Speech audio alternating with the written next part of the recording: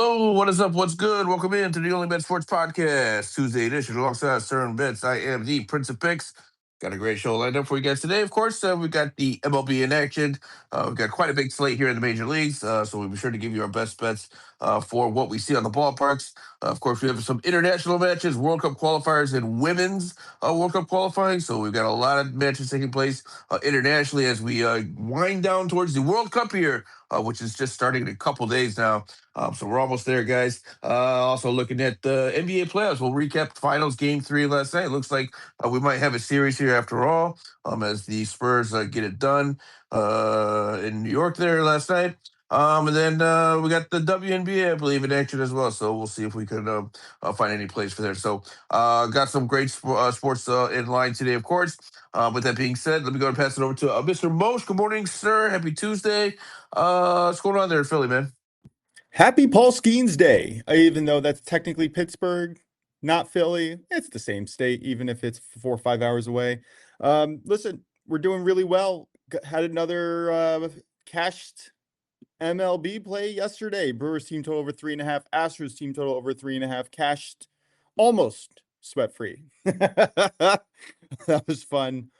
Drew's not here yet today, but Christopher Sanchez went 21 out, so cashed that. I actually got that at plus 110 over on DK yesterday during the show. Dylan Harper, he had 14 plus points. He had 13, missed it on the hook. Prince, how did you do yesterday? Pretty sure you had a good day because my bank account was green.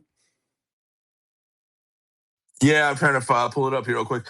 Excuse me. Sorry, my voice is a little bit gone, guys. I'm going to let you guys know right now. I might be going in and out. Got something going on here. The weather's all over the place here in Chicago. So we're all kind of suffering here with allergies and whatnot. But I'm going to try to push through it. So looking at the Knicks and Spurs, we hit the over 215.5. That was a pretty good call there. Of course, the official is no one to blow the whistle, and he certainly did last night. He was calling a lot of fouls, so that helped us get the total over. We barely missed on the Brewers Giants parlay. We had both of them over 3.5. Brewers, of course, covered that with relative ease. The Giants, unfortunately, finished with just 3 runs, so we missed that one by just 1 run. But we also did hit on a Moroccan league play without Casablanca on the money line, plus under 5 goals. That hit.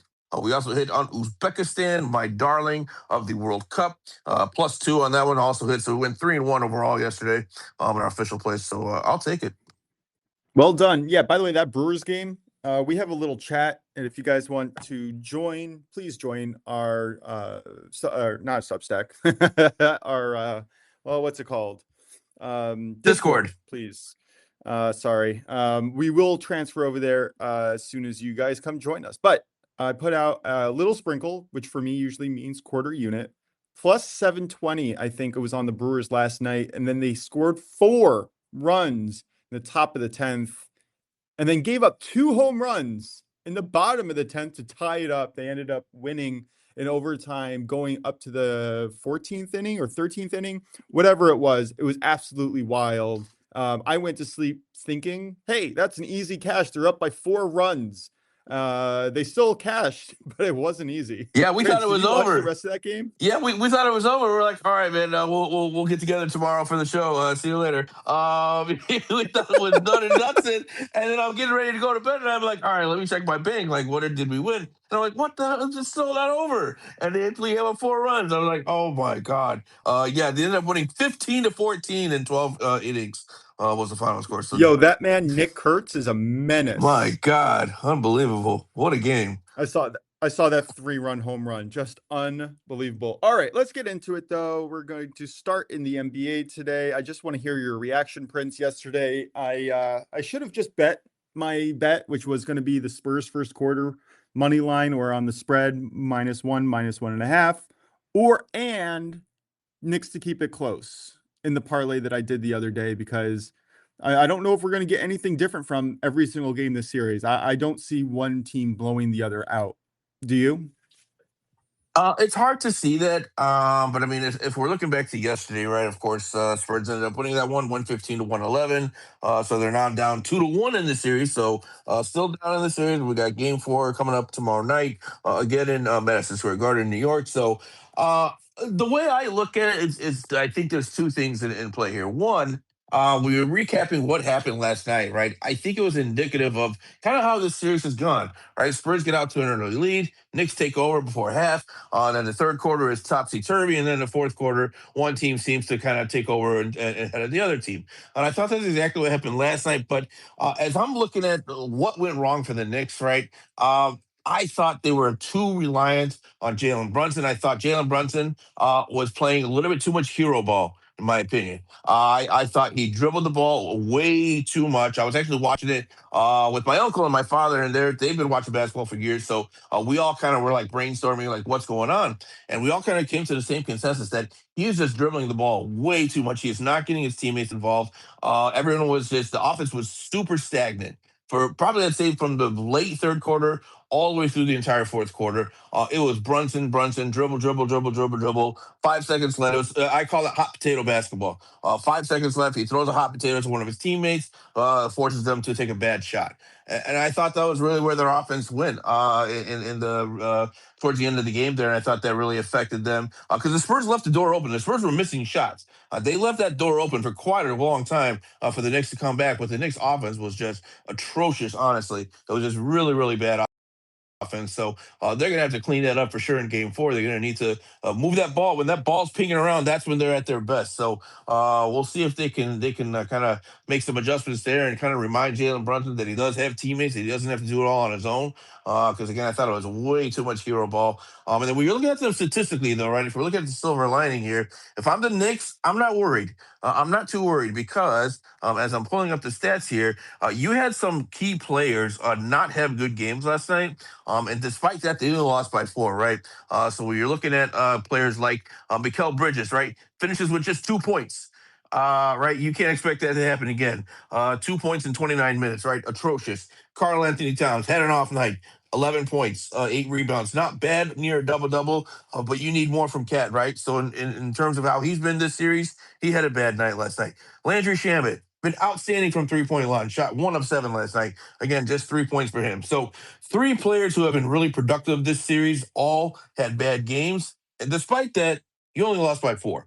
And when you're looking at the Spurs side of things, right? Wemby, of course, 32 points, 8 rebounds, 6 assists. Monster game from him. Great bounce back. Of course, you expected that from maybe the best player in the league right now. But apart from him, again, this Spurs team is struggling to find a consistent second scorer. Stephon Castle, 23 points, that's fine. But, outside of him, everyone else is, 12 points, 11 points, nothing consistent. And so, can you count on Stephon Castle to be that secondary scorer? I don't think so. Uh, so if I'm the Knicks here, I'm not too worried. I think that we can say, what, our main role players here had an off night at home. We still kept it within 4 points. So I kind of think the Knicks might win Game 3. I think they might make the adjustments. Those adjustments aren't hard to make. Just get in Jalen Brunson's ear and make sure he gets his teammates involved. You expect those role players to kind of step up and have better performances at home. So I think the Knicks are still in good shape here, despite losing last night, in my opinion. Yeah, I am going to be very interested to see how the Spurs defense holds up. They really started to attack the point of the attack the ball carrier, Brunson, make sure that he is out of rhythm towards the third, fourth quarter. So I think that did contribute a little bit. They did play stout defense. So I think both teams played pretty good. Yeah, it's going to be a fascinating series. Drew, welcome in. You here with us? Can you hear us? Would love to hear your opinions on last night's game and or see if you have anything for tomorrow's Wednesday night game, right? Today's Tuesday. Pretty sure today's Tuesday. Yeah. Yes, I know it's easy to lose Oh, there track. we go. There we go. Hi, Drew. How Second you time's the doing? charm. I'm having that did morning go- too, Mush. Don't worry. I'm with you. Sorry about that, guys. I No, had to it's all handle good. some for my wife. I had to handle some scorpion business.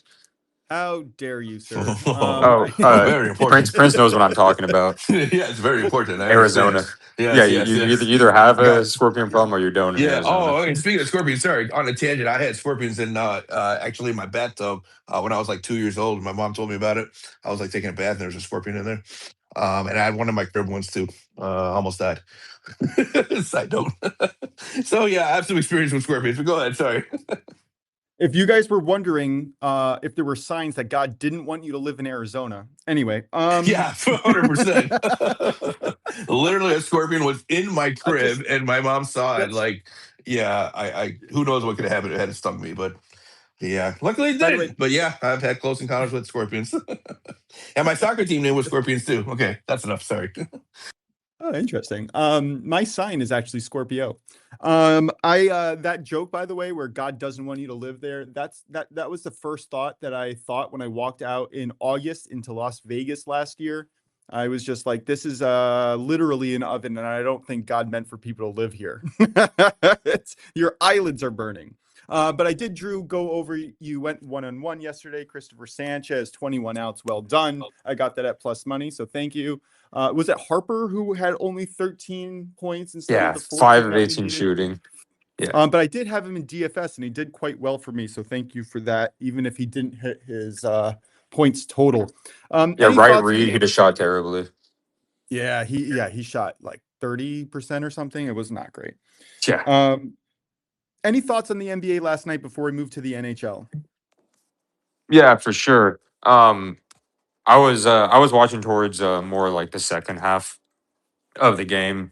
I think overall the Spurs, as you noticed, they're playing very physical. I noticed that whole game, and that's kind of what they had to do at the end of the day.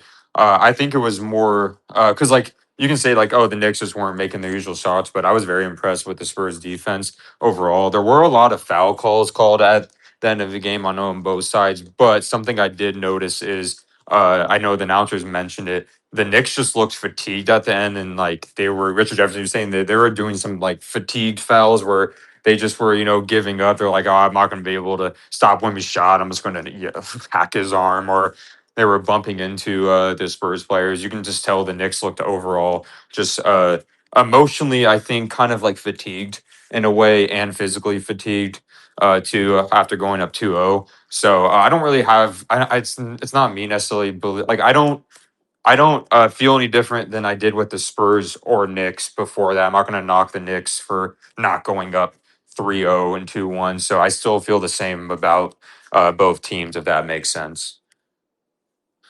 Yeah. Like I said, it's just going to be a close series. I don't know. If you grab the Spurs to win it all before last night's game, well done, sir. Definitely hedge. That's my opinion. I've had that opinion since the beginning of the series. All right, let's get into the NHL, Prince. What do we got? I mean, does Carolina have a chance here? What's going on? Yeah, another tricky series here, right? Of course, we're heading into Game 4 tonight.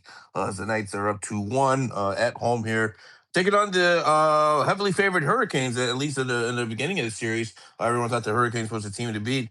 Look, I'm not sure which way it goes, but what I do actually have a play for this one. I'm taking the over in this one. I'm going to take the over. What is it? Is that 6, I believe, right now? 5.5. Actually, I got it over at 5.5 is what I got it at minus 135. This has hit in every game so far, all 3 games in this series. So I'm gonna ride the trends here. We'll see if we'll get another high scoring game. I would tend to think that would favor the Hurricanes if it's a higher scoring game. So maybe a slight lean on the Hurricanes in this one. Also, with them being what we all think is a better team, it'd be hard to see them going down 3-1 in this series. But then again, we just saw the Knights sweep the Avalanche. So you never know. But I'll just take the over in this one and see if we can continue to ride the trend. So over 5.5, minus 135. Yeah, I like that quite a bit. The first game of the series went to 9 goals. The second game went to 7 goals, and the third game went to 9 goals again. So trends are trending, and I tend to agree with you. If Carolina is going to win, I tend to think it's going to be a higher scoring game. I think if Vegas is going to win, it could be a little bit more competitive and a little bit lower scoring. But again, any given period, and both of these teams could go off. We saw that Vegas had a 3 or 4 nil lead going into, I think, the third period, and Carolina just stormed back, drove it into overtime. Fair enough, Carolina lost in double overtime, but I mean, Anything could happen. This is one of the greatest. Honestly, this is probably the greatest NBA and NHL playoff Stanley Cup championships going on at the same time in my recent memory. It's phenomenal. Do you disagree with No, that? it really is. I mean, we got such intense action on both sides here. We talk about the NHL, the NBA. It's been a really fun playoffs to watch. Awesome. Yeah, it's been awesome. All right. So the play is over 5.5 minus 130. Is that correct? Yeah, that's correct. Minus 135. The shop Yeah, it's around, minus you might get a better price. Yeah, you might get a better price shop around. Yeah, I found it at minus 130. Drew, any thoughts on the NHL? You already know I have a player prop, and this is an interesting one. Plus money, plus 125. We're gonna go with kind of from the last game from the because in hockey it's funny they call people who mess up a game the goat. You know, he went from the goat to the hero. Uh, um, I was Shea Theodore.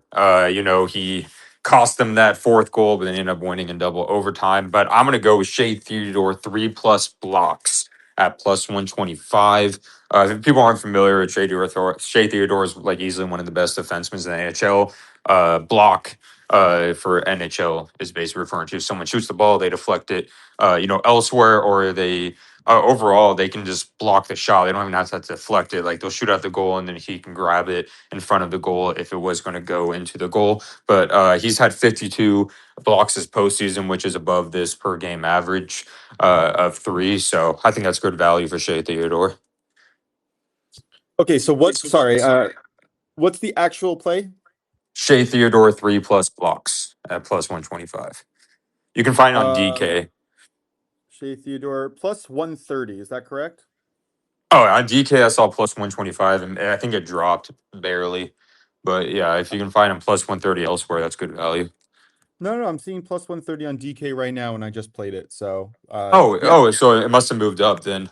Yeah. Yeah, and I'm gonna say this just because my play coming up also had the lines move from last night. So hopefully you were paying attention to my articles on Substack as I publish them. But just wait. When a line moves too much in one direction, usually it comes back the other way when the sharp money sees that the value went too far in the other direction. So definitely find times, check your lines every few hours during the day. Usually you'll get a morning. So the three major line movements that I have seen, and if I'm wrong, please correct me because I'm by no means an expert in all this, but the night before is when you have your first bum rush to the lines, right?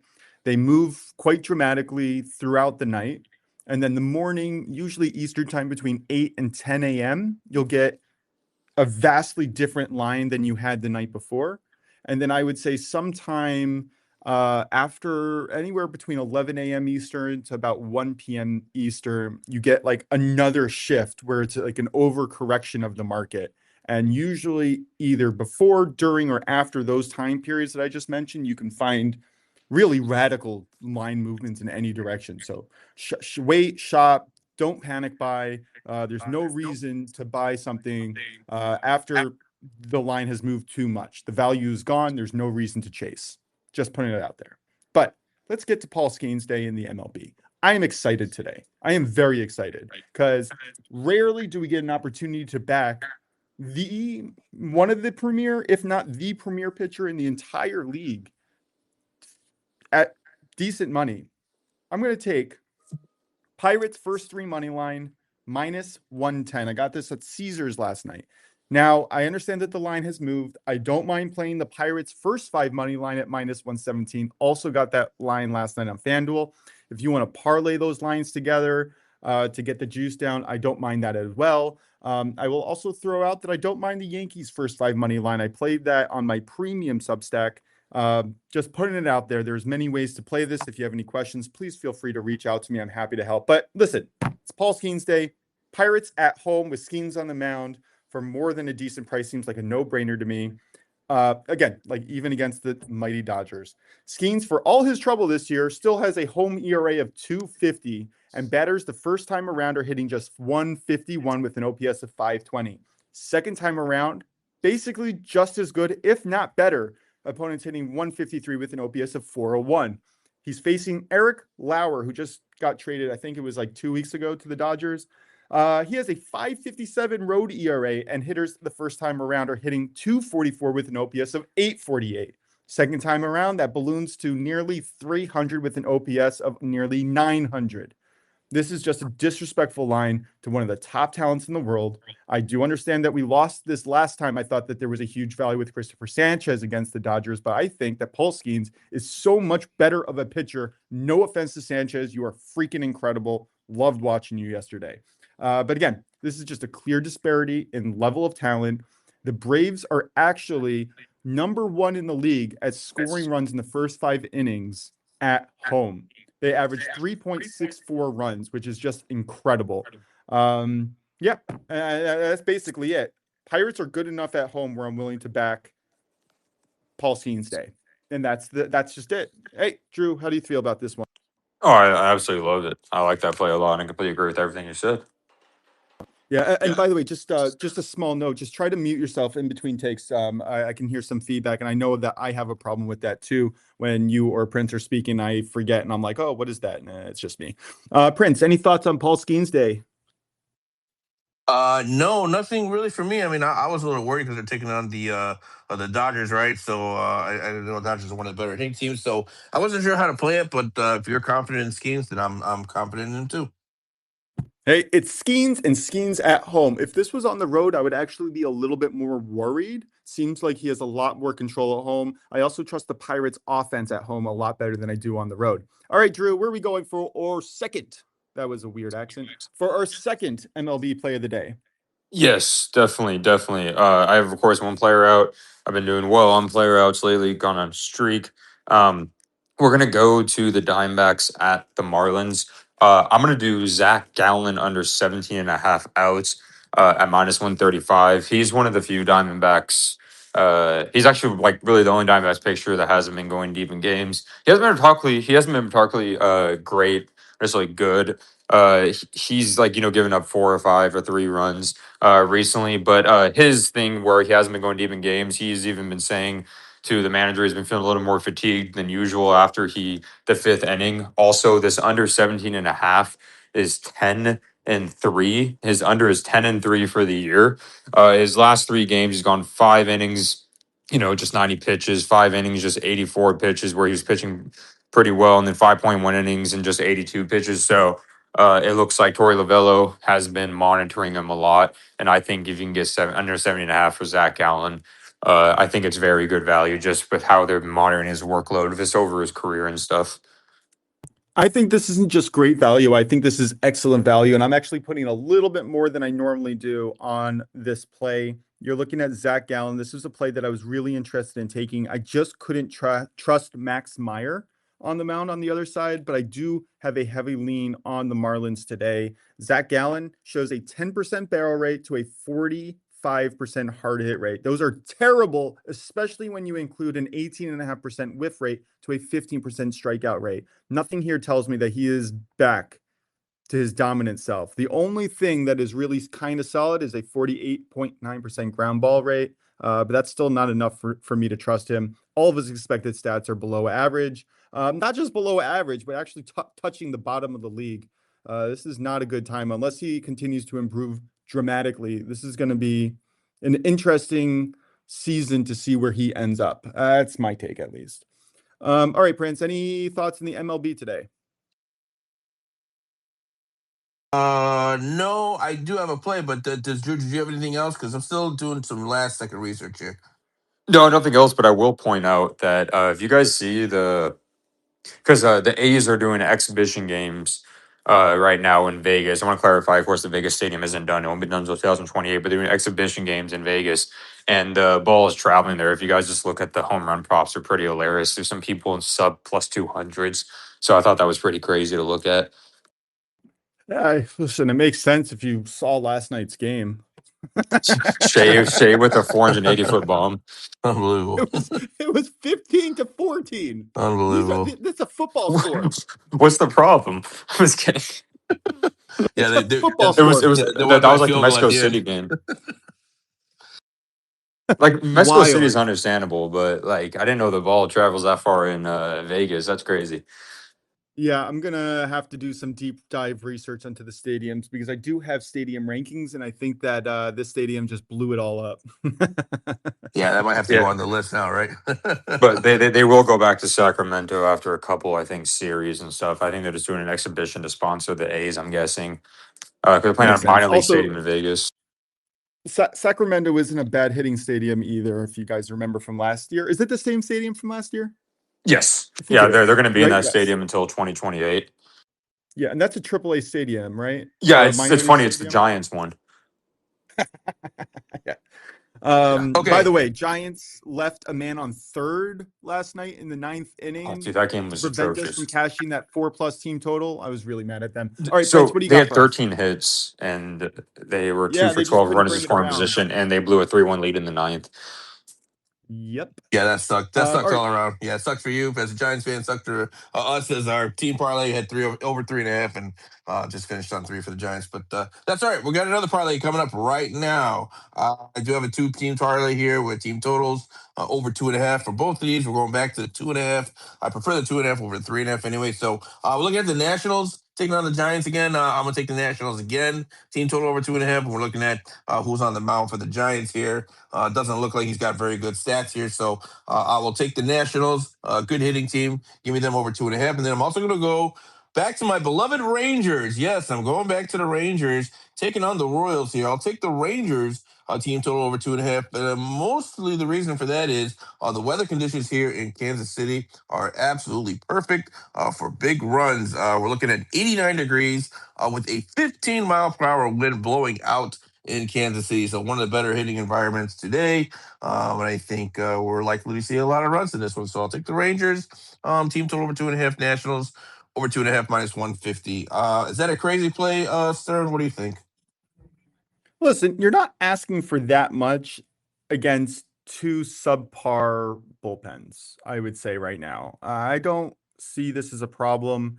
If I'm looking at the Nationals, they are surprisingly one of the better teams in the league.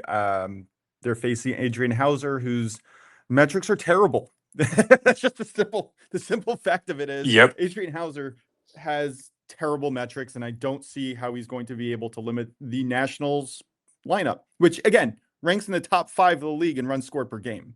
I don't mind this look at all. I think this is a sharp look. I don't mind paying the minus 150 on the price. I think this is a really solid look, man. I'd stop going to the Rangers, dang it.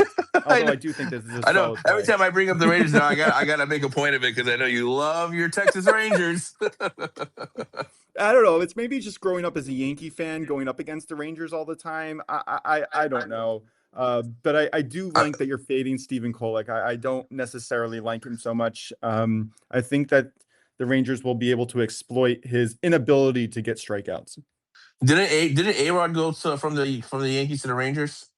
Yeah, but I didn't like the Rangers Is that before that. are you still mad about that? Oh, okay. Okay. Well, I was listen, trying to make a listen. joke. No, Derek A Rod Jeter is was still never. Oh wait. No, A Rod went from. I thought he went from the no. He went Rangers to from the the Yankees. Rangers.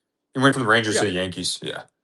yeah, yeah, Oh, yeah, it's the other way around. Rangers to Yankees. Okay. I couldn't remember yeah, which yeah. way Yeah. Oh no, around I it was was thinking for He some because reason. was. he was supposed to go to the Red Sox, but there was a discrepancy. I don't know if you guys saw the documentary. There's a discrepancy with like the Red Sox. I think like payment thing or something. Not going to feel bad about that. I had mixed feelings growing up with Alex Rodriguez on the Yankees. But truth be told, I think he was probably the better defensive shortstop, but he couldn't take Derek Jeter's job as he Yep. was the captain. So that was very fascinating seeing him. But you know what? The elite level of athlete that he is, he transitioned to third base from shortstop, which was not easy. Sure, he had some defensive blunders, but he ended up playing third base really, really well. People forget that he was a Gold Glove winner, MVP winner multiple times with Texas before going to the Yankees. Um, I mean, what can you say? I mean, he's one of the greater players of our generation. Whether or not you liked his, I would say, more than combative personality. Just off the top of my head, when he was running to first base and someone was trying to tag him out and he lops his arm to try to knock the ball out, or when Yep. he's rounding second base and the guy's trying to catch a pop fly and he goes, "Ugh!" He played hard, had right? blunders in the postseason, but then the 09 made up for everything. How amazing he was in 09 World Series. Yeah, and I think we're going to see the same thing from Aaron Judge soon. Just saying. All right, home run sprinkles of the day. Prince, who do you got? You know what? I actually don't have one today. So we'll skip No me. problem at all. I'm also going to take off our home runs props from our official betting spreadsheet. I'm going to put them in its own spreadsheet for long shots and home run plays so that we can track those separately, not necessarily having to do anything about that. Because again, like I'm in profit, up 4 units on my home run props this year, but my win percentage is down to 48%, which is clearly from only hitting 1 in 4 home run props. You know what I mean? So no reason to bring that down. I'm going to put it into a separate spreadsheet. We will also share that publicly. Drew, any home run props on the day? Yes, I have Michael Harris plus 410 against Eric Fetty. I like his odds. I was going to do Matt Olson, but he was like plus 300. But I like Michael Harris here in this spot against Eric Fetty, who hasn't been like completely terrible, but he has a high fly ball rate, doesn't really have overwhelming velocity. And the White Sox Stadium, the ball can travel there depending on the weather. So I like this value with the Michael Harris. Don't mind it. I'm going to go with someone. I also had trouble picking one today. So I ended up going with someone who I think is just due. Simply put, Ben Rice plus 300. I hate the price. Love the player. They're facing Slade Cecconi of the Guardians, and I think this could get out of hand early. I mentioned it before. I think the Yankees' first 5 money line, it is a premium play that I put out last night. I don't mind parlaying that with the Pirates' first 3 or first 5. Honestly, don't mind parlaying the Yankees' first 3. Also, I think that's a really solid look. Cecconi is missing the Yankees' one weakness, which is a whiff and strikeout rate. He gives up way too much contact, wind blowing out 10.3 miles per hour out, 81-degree weather. Yankees are on a roll. And again, like I said, I think Rice is due. If the price wasn't minus 150, Yankees' first 5 money line would have been my favorite play of the day. I've just put that's it, right? That's my take on this. I really like the Yankees, and we're playing with the Yankees B team right now without Aaron Judge, and they're just demolishing teams, whether it comes in the first 5 innings or the 8th inning. They are hitting. Bellinger is hitting out of his freaking mind right now. So I love this play. All right. WNBA. Prince, what do we got for today?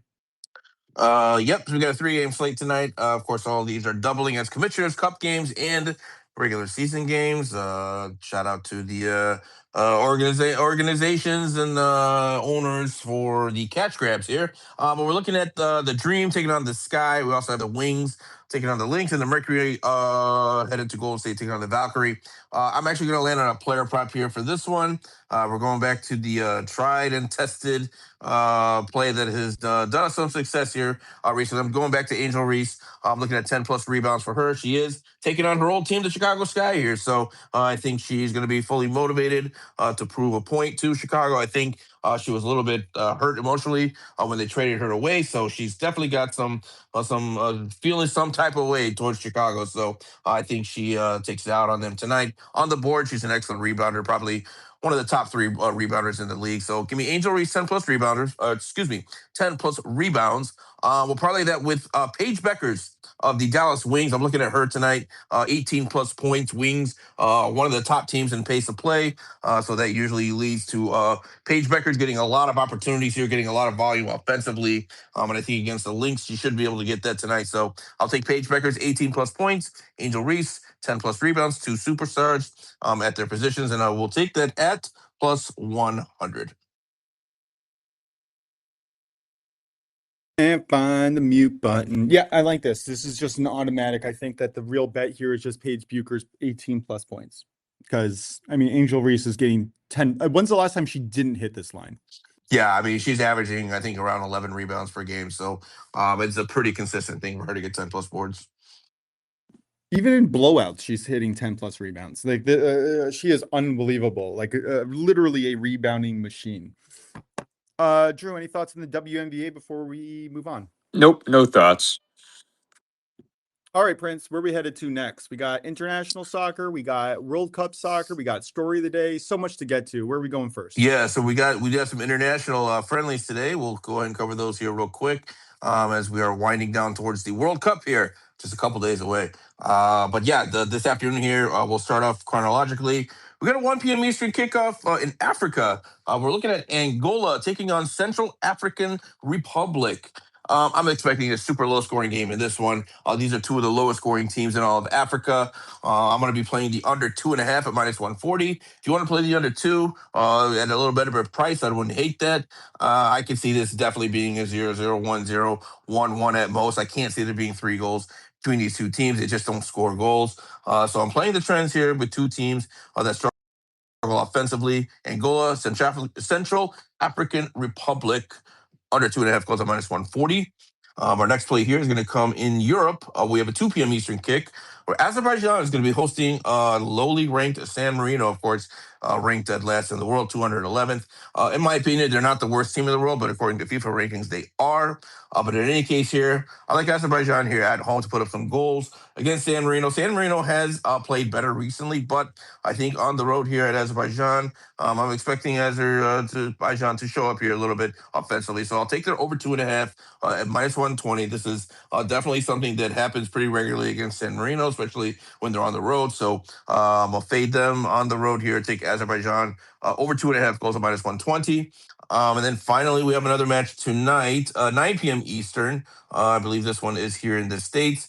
Can't find no, actually, I'm not sure where it's at. Estadio Pueblo Nuevo. Someone can find that out where that's at. That's what I'm looking at here. But in any case, we got Venezuela taking on Iraq. This is a 9 p.m. Eastern kickoff. Again, I'm taking the under on this one. Iraq doesn't score very many goals.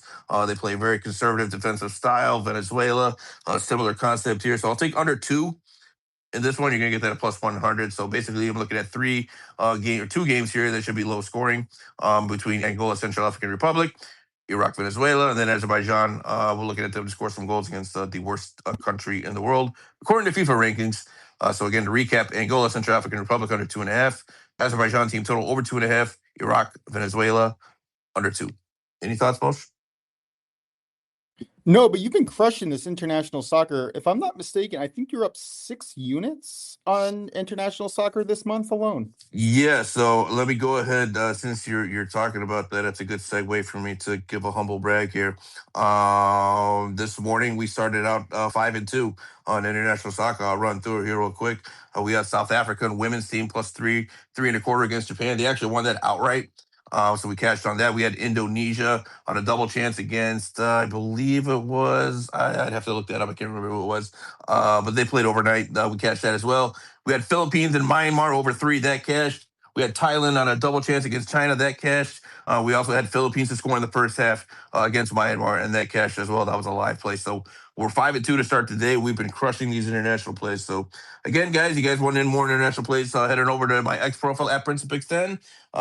You guys can sign up for the VIP channel. It's just $5. Try it out. See if you like it. If you don't like it, you can cancel. There's no commitment, but I think you guys will be happy with the investment there. As we're heading into the World Cup, you're gonna get all my plays there. So, but yeah, we've been crushing the international slate for sure. Well done, sir. And I've been definitely enjoying having something to pay attention to literally 24/7 or almost 24/7. All right, World Cup play of the day, man. What do you got for us? Yeah, so our FIFA World Cup play of the day, as we are just 2 days away. Finally, we're almost there from the first kickoff of the FIFA World Cup. I am going to the team top goal scorer market here, and I'm looking at Czechia.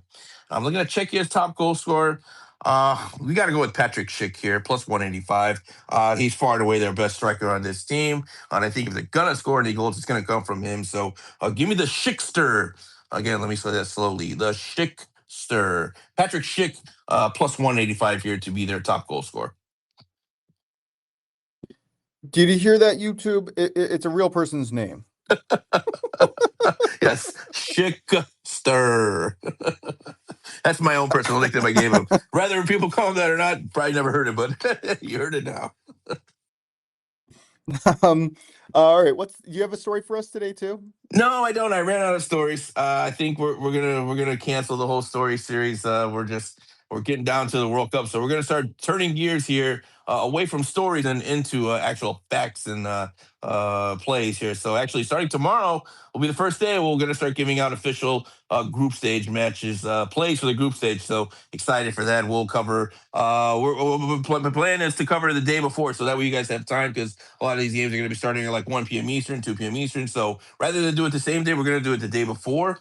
So that there's like at least a 24-hour period. So those who are listening to the podcast later still have a chance to play them. So we'll cover Thursday's games tomorrow on the show.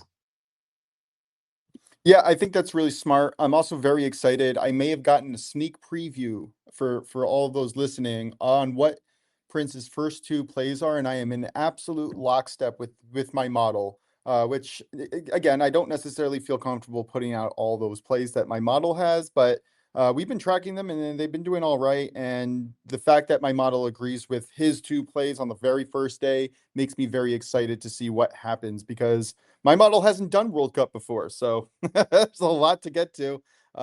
Very excited. Could you just give us one little tidbit of maybe a team that you're looking out for that everybody is overlooking, or we're just Yes. going to wait for tomorrow? No, I can do that now. That one I can do for sure. Yeah. So I mean, there's a few games, right? I mean, we could go through a list of games where I think could be low scoring, I think could be high scoring, right? All those kind of things. But in terms of like a sleeper team, I think one team that's getting slept on a lot, and I think there's various reasons for this. And I've been very bullish on this team. I am very high on Uzbekistan. I know the rest of the world is not. I've listened to a whole bunch of cappers. They're burying this team. They're saying they're going to finish bottom of the table. They're not going to do much of anything at this World Cup. And I think the main reason for that is they don't know who this team is. A lot of people don't pay attention to Asian soccer. They don't pay attention to these, what some would call slummy international matches in the Middle Eastern region. And so they don't see this Uzbekistan team play. They don't know these players. None of them really play outside of Europe. A couple of players are on some big clubs, but most of them play in the Uzbekistan league. And so you just don't know about them. There's not a lot of exposure with this team. But having said that, this team has been playing together for a long time. They came up in the ranks together. They came up through the youth ranks, playing together all the way through the professional ranks and now to the senior team. And so this team has a lot of synergy, right? They have a lot of players that have been playing with each other for a long time, whether it be at club level or international level. So there's a lot of team chemistry within this team. And they've been crushing it in Asia. They went on a run where they were undefeated in 30 out of 32 matches. Now, again, you can say, who did they play? But it doesn't matter. You still got to perform in those games. So I'm big on this Uzbekistan team. I know their group might be a little tricky with Portugal, DR Congo, and I believe Colombia is the other team. I'd have to double check that. I don't have it in front of me right now. But in any case, I'm high on Uzbekistan. I think they could shock some teams, shock the world.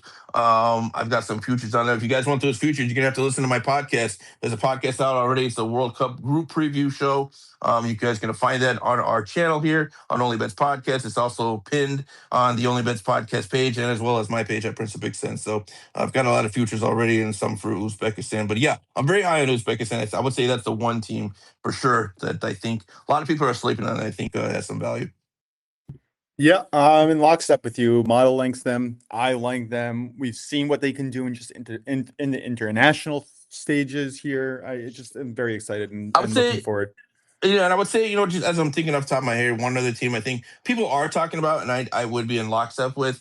So when you're talking about tournament football, right? You want to the teams that are, and I hate to say this, but the teams that are more pragmatic actually tend to have more success, right? And what do I mean by pragmatic? That means like teams that are more defensive, teams that don't really push for Hey, goals. Look at Arsenal, and Brad can speak to this. Look at the way Arsenal just won the EPL, right? They were very pragmatic in the way that they played. That's kind of the way that works in tournament football now.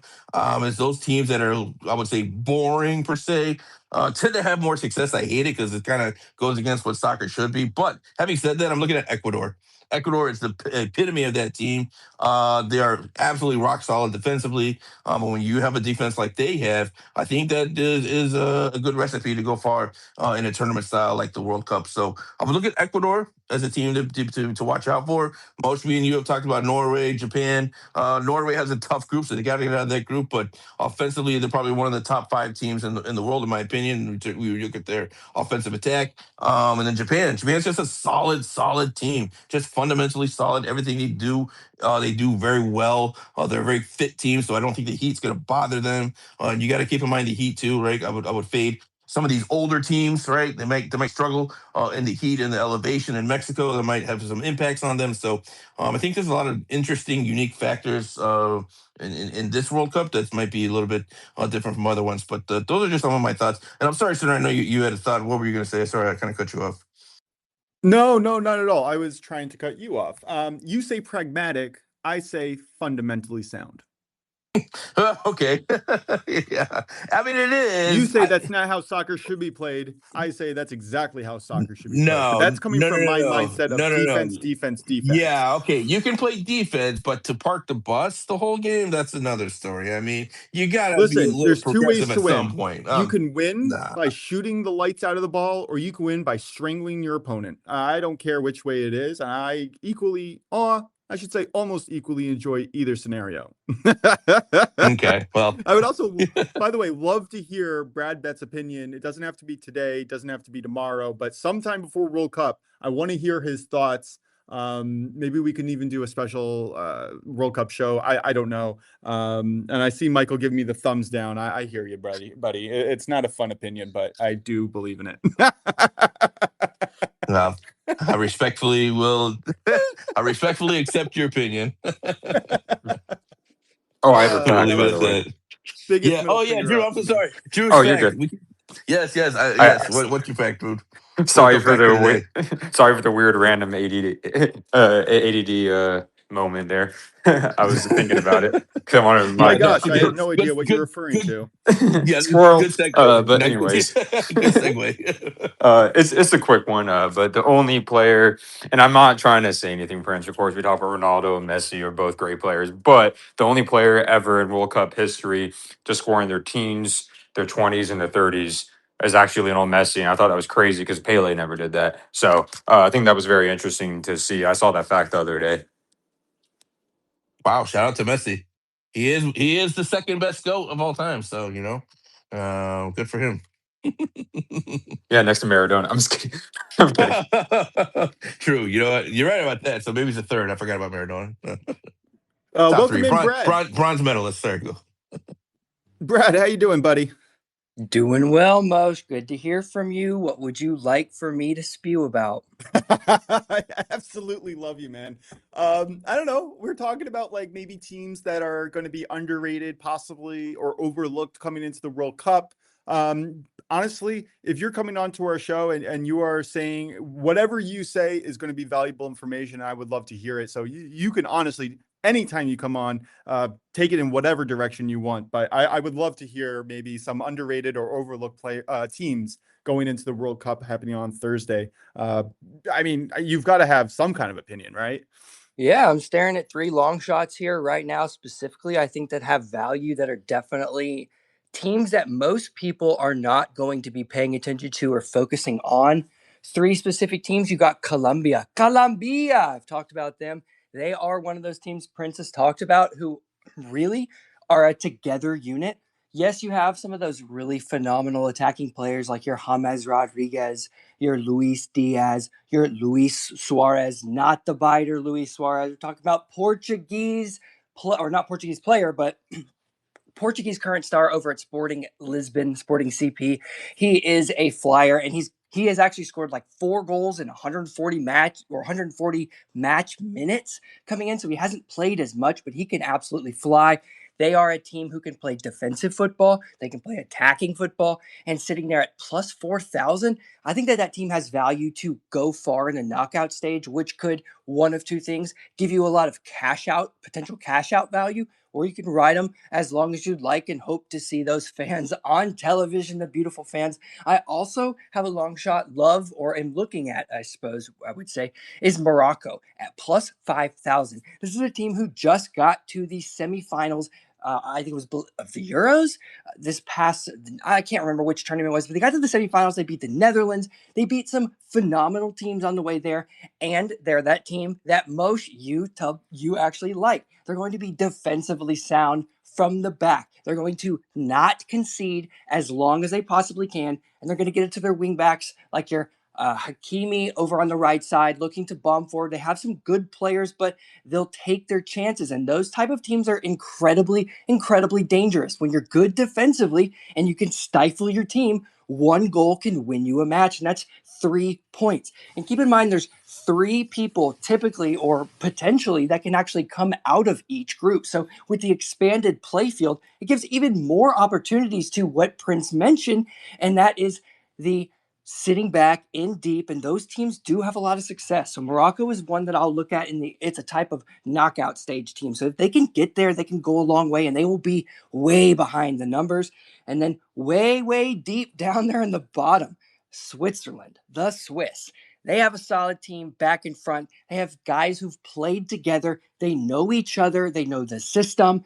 There's unselfish play. Those type of teams who are defensively sound as well and can go forward, know what to expect. Those are dangerous teams in the knockout stage. At Netherlands plus 2,000, it might be just a little bit too rich. I do think that they have a chance, but my 2 favorites, I'm going to have to tease you on those. I'm going to give those out coming soon. One is a play with a bonus capability through DraftKings, that $20 bonus bet per score to win the whole cup. You're going to be able to get a lot of bonus bets potentially back to even cover what is your bet amount to even take on that. So I'm going to give that one out. It's my most likely winner. And then I also have a teaser on a narrative play. We saw the narrative last time. I think there's a potential for another narrative coming soon. And I'm going to tease you with those are 2 favorites. Just Win Bets. I'll be giving an interview tomorrow night. It will come out and you'll see it. Please let us know or tag us in it so that we can retweet that as well. I 100% are looking to back you and promote you as much as possible. That is awesome. By any chance, is one of those plays Norway? I'm just kidding. You don't have to answer. Prince, what's up? I'm definitely going to tell you it is an absolute no. Norway for me is a fade, big time. Okay. All right. And I can do fade back if you want. Name teams. If you have any questions, you can do anything. I'm here to answer your questions. All right. I want to hear what Prince has to throw to you. Interested. Here, go for it, man. Yeah. So I just want to react real quick to a couple of things that he said. One, I'm so glad to hear you say you're on Switzerland. I absolutely love this Swiss team. I think they are the most undervalued team in the entire tournament, in my opinion. People just look at Switzerland and say, "Oh, this is a team. Oh, they always make it to their knockout stage and get knocked out." But this team has a lot of quality. They play together. I think their style of play is going to be very, very conducive to going really far in this tournament. So I really, really am high on Switzerland as well. To your point, we already talked about Colombia. Colombia, a home field advantage. Every game they play, they're going to have home field advantage. Those Colombian fans absolutely show out. So it's going to be Bogota North here every game that they play. So you're going to have basically a home World Cup for Colombia in terms of the fans in the stadium there. And then as far as Morocco goes, so they made it to the semifinals of the last World Cup in Qatar. And then they won the African Cup, but then they didn't win the African Cup, which depends on what you think about the legal decision there to overturn that and give it to Senegal. There's a whole that mess there. But in any case, Morocco on fire, one of the most underlooked teams as well. Although they're getting more attention here recently, but I'm really big on this Morocco team too. But I am curious, what are teams in your opinion, and then I'll give some of mine as well. Teams that you want to look to fade that maybe are overvalued, and you're like, okay, you know what? No, too much value on this team. They're not that good. What are some teams that you're looking at? Ooh, good question. Big time faders. I'm pulling up the World Cup right now. Just a quick. Oh, Japan. Japan to me is a fade. They're missing players. And yes, I understand that a lot of people want to back Japan. And I think that's another reason why I'm going to fade them. They have a clear defined system and they're quick, but they're not fast. They're a bit smaller. I think that there's a potential that in this type of knockout environment, they're going to be susceptible to those set piece goals, those difficult physical battles. You have to go be physical match after match after match after match. And Japan isn't necessarily a physical squad. Another team I'm going to look, obviously I'm kind of, I really hate to say this, but I'm going to fade the USA under Pochettino. I don't really like what I see. They might not sneak out some victories or something. Might have some decent play, but defensively, USA is incredibly exposed.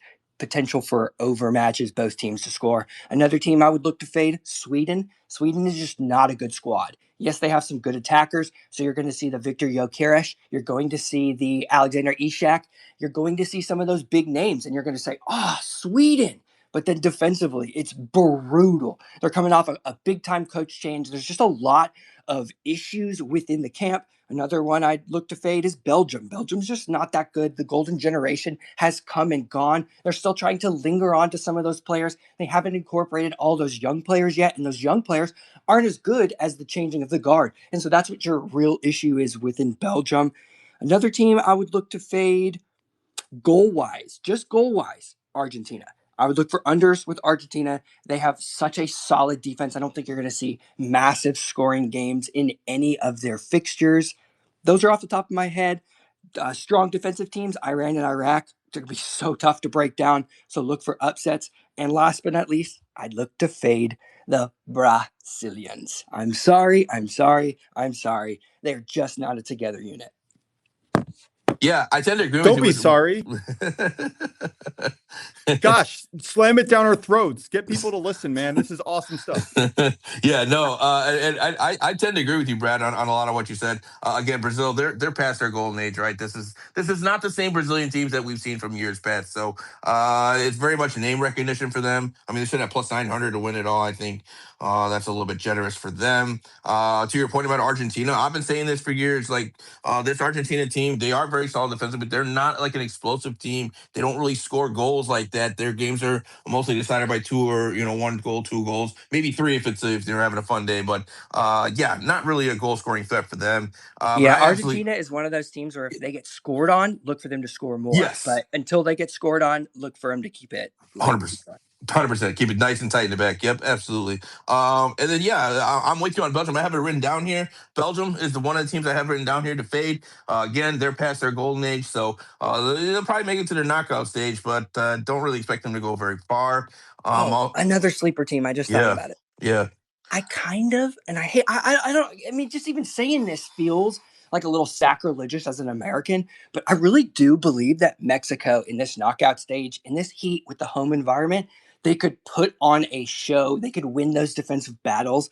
Mexico has a legit shot to go very far in this World Cup. Yeah, I think with them playing their home games in that elevation, like you said, plus the heat, they're going to be very accustomed to it, more so than a lot of these teams. So home field advantage is going to play a key factor for them for sure. Getting back to your point about Japan, I like Japan just because of their technical, they're very technically sound, right? Yeah, maybe they're missing some players, but they play very well as a team. But to your point, they do lack physicality, and that is something that could come back to bite them. It usually does. That's the reason why you don't see Japan make it as far as people always expect them to. I think because they do lack a lot of physicality on this team, and so we'll see if they're able to kind of shore that up. But that's going to be a hard thing for them just kind of manufacture, right? But another team I'm looking to fade, Uruguay. I don't really like Uruguay right now. They don't really have a striker. I mean, they're relying on Darwin Nunez, who is getting no minutes in club football right now. They really don't have much offensively. I think there's been a lot of turmoil with Bielsa ball. People don't really like what they see from the manager, and so I'm just kind of out on the vibes with Uruguay.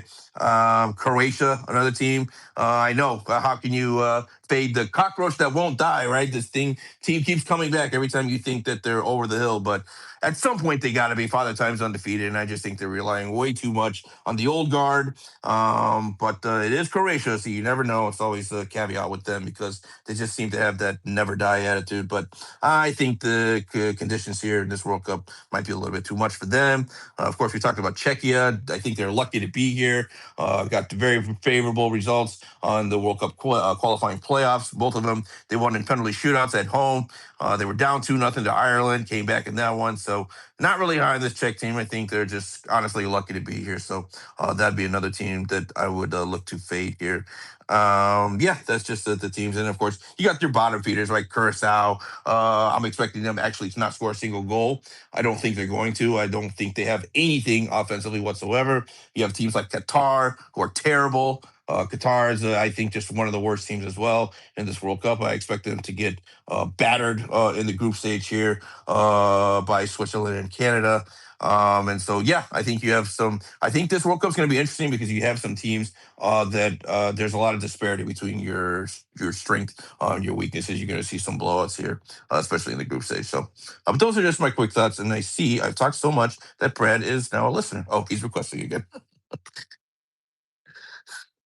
I also want to. Yeah, go ahead, What? sir. Yeah, go ahead, sir. Oh, I want to kind of give over some of my fades because, well, we're talking about it, and I have my model up and running in front of me, and I've already played a number of these in the first round. But I think that you guys are spot on. And again, I am not coming from a perspective necessarily of in-depth statistical analysis or feelings. I'm going just purely off my model and based on where the public has put these numbers, creating value on the other side.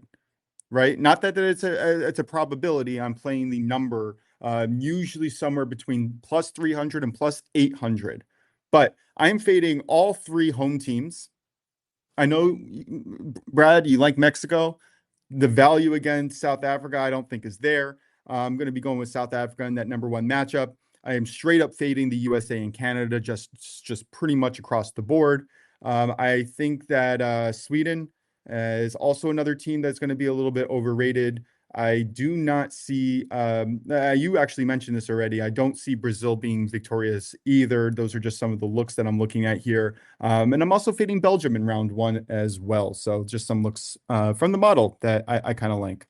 And most last team, because we haven't spoken about them and nobody really is talking about them, but they're a fade for me. Germany. Fade them. They're just not good throughout their system, right? So they're not taking to their system with their players. They haven't had enough time. The young guys, the old guys, they haven't figured out the system. The striker position with Kai Havertz issue. Defensively, you got question marks. So I would also look to fade Germany.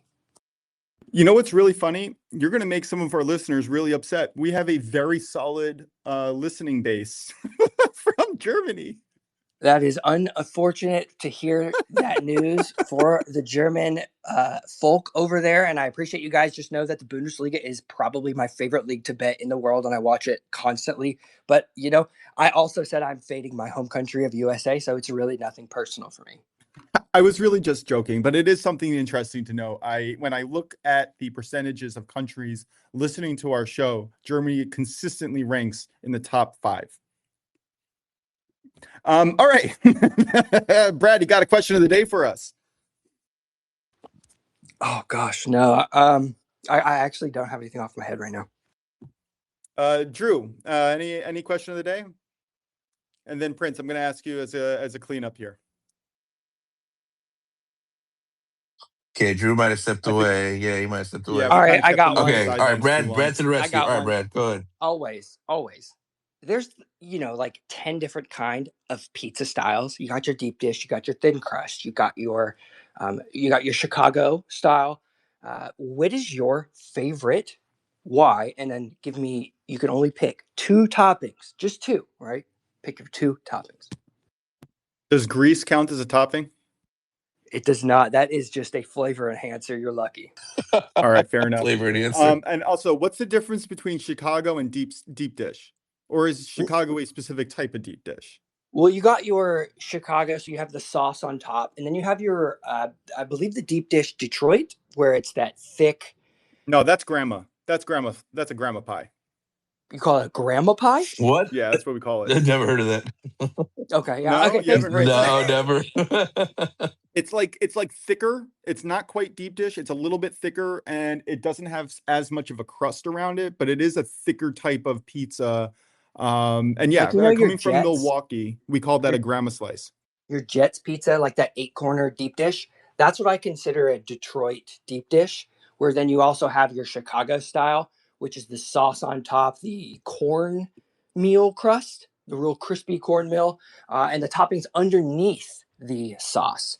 Then you have your thin crust, your super, super thin, crispy, and you have your New York slice, right? Your real long, it droops, cheesy. I mean, there's more, but, those are really off the top of my head that I'm thinking about right now. Maybe I'm going to go eat pizza. I actually had pizza the other day. I don't necessarily agree with your definition of what Chicago deep dish pizza is. For me, personally, and I know that Prince is from Chicago, but I did live in Milwaukee for 5 years, so I do have some cred. Uno's. I know that a lot of people will disagree with me, but I think Uno's deep dish pizza, Chicago deep dish pizza, is possibly the best pizza in the entire world to me. And maybe it's a nostalgia thing. I don't know. But the combination of like almost a fried, it's almost like a cake-like dough around it with the layers of sauce, oil, grease, cheese. No toppings. I don't need any toppings. I just want a pure deep dish Chicago style Uno's pizza, and that's what I want. Oh man, No that's the toppings? second time he's giving me the thumbs down, man. Yeah, double thumbs down. No toppings.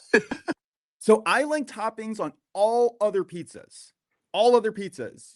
except for deep dish. Deep dish is a What the hell? pure.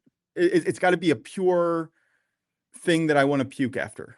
Next, you're going to tell me you just go to the fridge and pour yourself a nice cold glass of milk and drink it for a snack, like just somebody from another world. I would if I could drink milk. I also can't eat dairy, so this is all hypothetical. Next, you're gonna say you eat chips with ketchup. Oh, what kind of person would do that? Crazy person. Yeah. So for me, yeah, Uno's. Wow, that's a throwback. We used to have those around here, but I think they all closed down. But yeah, so of course there's like your local pizza parlors, right? That everyone has their spots that they go to. So, oh, the pizza's best here, blah blah blah. When you're talking about like kind of like I don't know franchise places here, local, regionally, or at least locally in the Chicago area, Giordano's and Lou Malnati's by far the best in my opinion. And got to get the deep dish. Deep dish is so filling. That's what I love about it. Is you eat a slice and a lot of times you're full. It's a little bit messy at times, but oh, so good. There's just nothing that beats it in my opinion. It's just a great pizza eating experience. So yeah, I go with the Chicago deep dish hands down, no question. 100% agree. Brad, what do you got for us Oh, today? but wait, no, but I got to give toppings because I'm not going to be like you. I'm not. I'm gonna throw some toppings. I'll throw some toppings on there. If I can only pick two, pepperoni is a must. Always, always, always, always pepperoni. And then I'll probably go with, if they can give like if not sausage, but if Italian beef is an option, like I'll go with like an Italian beef, or just beef in general. Like I prefer beef over sausage. I would say. So pepperoni and beef would be my two picks. All right, I will slightly modify my answer based on what you said. I don't mind some like lamb bacon or something on top. That's if I had that as an option, I might add that to a deep dish, even though I think that deep dish should be pure. Next thing you're going to ask for is like fried squirrel. You mean stuffed squirrel? Yes, anything like pigeon on my pizza. All right, My Brad, favorite is a really good, well-made, crispy but still soft, thin crust pizza, pepperoni, and that hot honey sauce. Oh, just it hits Oh so hard. no, not the honey sauce. Oh God, no, I hate that. Oh no, that's my worst. Nope, Just a sorry, tiny I'm bit out. of sweet. No, Oh no, God, it's at least he no, perfect. didn't say ketchup. no. You should have said ketchup. No, no, no. Oh my God, I've had that before. Nah, it just doesn't sit with me. I don't want my pizza sweet. That's the same thing as putting pineapple on a pizza, in a sense. I don't want Ooh, sweet I things like on a corn. pizza. No It's thanks. I lightly like corn sweet. on a pizza. I do like it. I think corn on a pizza is underrated. Never had that. Corn on a Oh pizza. my What the heck, Yeah, Mose? it's really solid. He's gonna be like, I I like know. blood pudding. Where have you? Where have you gotten Can you corn give on me a some mushy pizza? peas on top of my pizza, please? So I will That's so say funny. in this whole conversation, anytime we talk about food, I'm not very picky. Now, I might have preferences, but I can also go out and enjoy almost anything. So when someone told me to try corn on my pizza, I was very skeptical, but when I tried it, I liked it. Why not? Hey, corn on the cob, corn on the pizza. What's the difference, right? I just learned the One term just has mukbang this weekend. If you're familiar, mukbang is the act of eating food and delivering and talking about your experience. And people are telling me now is like, you've got to do the mukbang video because nobody loves food quite like I What's love the food. question again? I can do a question real quick, then I have to go back to work to. Welcome back, Drew. Because I'm training right now. I'm training someone at work right now. Nice. Way to multitask. Well done. Yeah. So Nothing better than talking about food and training a new employee at the same time. That's pretty funny. I heard something about toppings. Yeah, so we're talking about. Go ahead. You go ahead, sir. You tell him. Go ahead. Oh, sorry, Prince. I cut you off. Basically, what's your favorite type of pizza? And if you had only 2 toppings, what would they be? Did I get the question right, Brad? Yep. So you can get like the thin Yeah. style, the deep dish, or the Chicago style deep dish, the sauce on top, I'm or the New York style, big, long, sloppy. I'm gonna get really Italian here. Absolutely. I love it. And 2 toppings. Oh yeah. I'm not gonna even just do like the style of pizza. I'm gonna do honestly favorite pizza in general, especially when I loved it when I went to Italy. Just pepperoni pizza, but my favorite 2 topping pizza, and that you see it in Italy, is very common: pepperoni and sausage pizza. I will say my best piece of pizza in the world, and this includes deep dish, which is my favorite in the world. My best pizza was actually in Italy. Small little place in Venice. Walked right into it. It might have I been love from Venice. the 13 hours of travel or whatever it was, but I was starving. I finally get off the little boat when you get into the Venetian Square, right? Right over the bridge, right the first or second in Marco Square. And there's this pizza place right after the second bridge. That was the best piece of pizza in my entire life. And it wasn't even a piece, it was a mini pie that they made specially for me. Just unbelievable. But can't get that here, can you? Okay, but Drew, hold on. There's a second part to that question, though. What kind of pizza? Like thin crust, hand tossed, deep dish? Like what? Or New York style? Like what kind would you is your preference? I mean, I I'm like guessing thin it's like crust, that but with margarita. like I know in Italy they do a lot of thin crust kind of pizza, but I like thin crust, but with a like thin crust on the pizza part, and then the actual crust on the end. I like it to be thick and at the end of the day, and I can eat it, and it's nice and soft. Has some seasoning on it. Yeah. I think that's pan crust then, right? I think Yeah, that's what pan that's called. crust. Yeah. Yeah. Mhm. Yeah. All right, that was fun. All right, Drew, why don't you recap us with your plays of the day, unless anyone has anything else to add to this conversation, which if you do, please do. For sure. Nah, I mean we could talk about pizza all day, but no, I'm good. A piece for lunch. But anyways, I know, same here. You guys made me hungry. I hate that. Well, I'm always hungry when we end the show. Go ahead, Drew. Zach Allen under 17.5 outs at -135. Shea Theodore 3+ blocks +130. Sprinkle Michael Harris home run at +410. Love it, man. I do. All right. I'm going in a little bit of a different direction here. We are going to find the page where the picks are on. Pirates first 3 money line -110. Again, I don't mind the Yankees first 3, first 5, or the Pirates first 5. Combine them how you want. Just get a good price. Do not pay more than 115. My home run sprinkle today, Ben Rice +300. Prince, close us out. Yeah, so for me, guys, I'm looking at in the WNBA tonight, give me Angel Reese 10 plus rebounds with Paige Beckers 18 plus points. You're going to get that at plus 100. In the major leagues, I will take the Nationals over 2.5 and the Rangers over 2.5. That probably comes in at -150. On the pitch today, give me Angola, Central African Republic under 2.5 at -140. I'm also going to be taking Azerbaijan team total over 2.5 goals, taking on San Marino at -120. Tonight, we're going to take Iraq taking on Venezuela under 2 goals, plus 100. In hockey, NHL finals, give me the Hurricanes, Golden Knights, over 5.5 goals at -135. Then your FIFA World Cup play today, we're going to take Patrick Schick to be Czechia's top goal scorer. That comes in at plus 185. That's going to do it for us today, guys. This has been your Tuesday edition of the Only Bet Sports Podcast with Stern Betts, Drew DeLucchi. Big shout out to Brad Betts for his great contributions as always. We'll be back again tomorrow live on X at Only Bets Podcast, 11:30 a.m. Eastern. Catch us Monday through Friday. We hope to see you guys then. Have a great afternoon. Let's cash out these tickets and we will talk to you all tomorrow. Thanks.